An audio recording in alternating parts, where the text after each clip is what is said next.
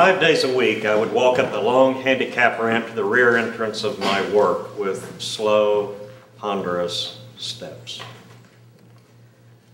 I would insert the key into the door's lock and jiggle it impatiently until the two finally engaged, permitting me to turn it clockwise and open the door. The alarm panel on the inside and to the right would squeal. Quickly, I would disable it. Silence. Click. The door would automatically close and lock behind me. For most of my life, I had been an independent theatrical scenic designer with a fairly successful business built around that practice. Career circumstances had changed, however, and now in my mid-50s, it made sense for me to consider something that I had previously resisted, that of becoming an employee.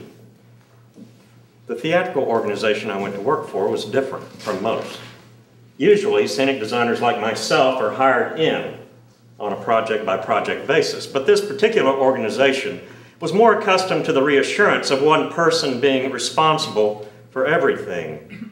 My experience running and promoting a business of my own seemed to be a good fit with their particular needs, and at first I found it invigorating.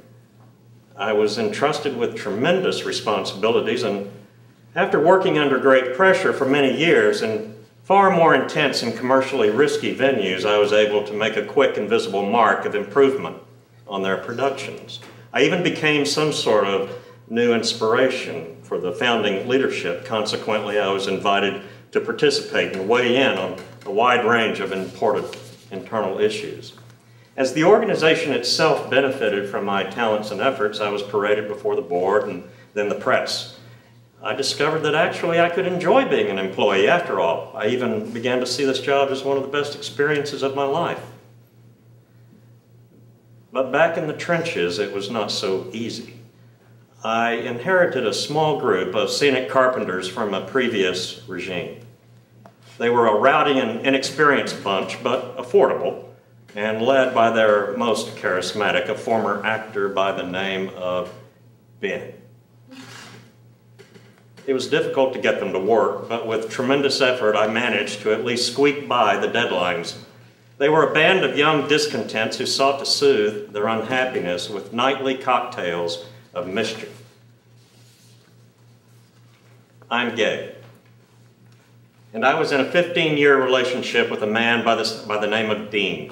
Prior to that, though, I had been married to a woman for about the same amount of time.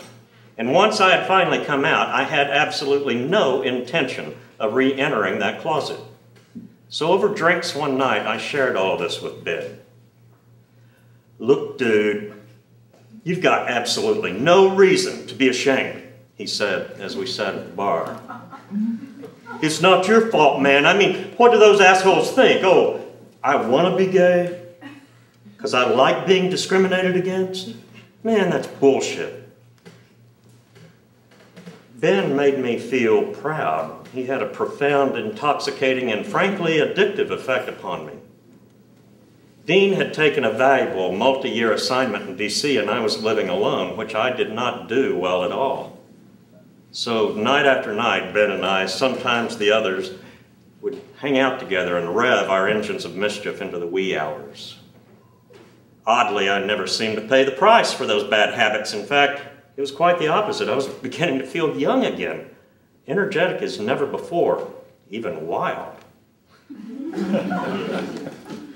Ben, on the other hand, didn't fare so well.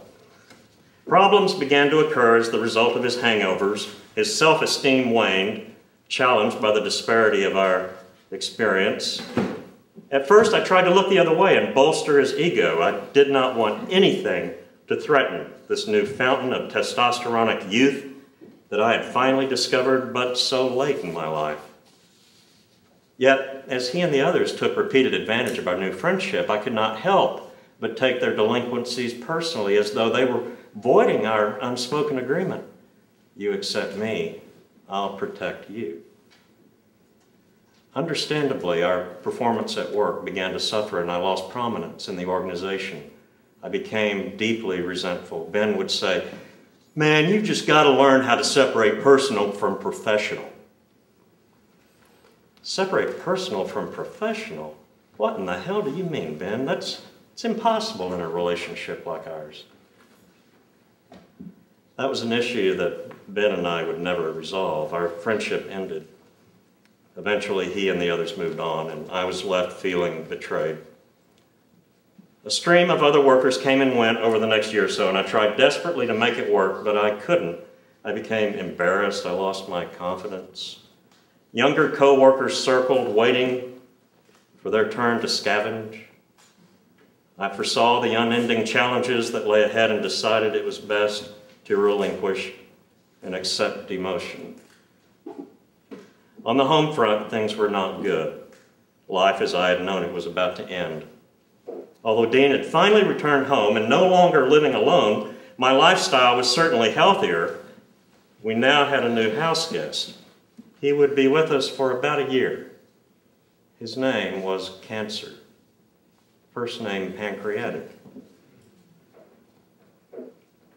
He gained access to our lives through my partner's body, and within too few months, Dean had retired, and we threw ourselves before the gods of clinical trials. Together we waited for the endless parade of professionals, young men and women in white jackets and green scrubs, doctors, nurses, technicians, assistants, secretaries, orderlies, all with smiling faces every day, everywhere, except in the waiting room chair across from us. That's where the dying ones sat, the ones that did not smile, directly across from us so as to help us accept what lay ahead.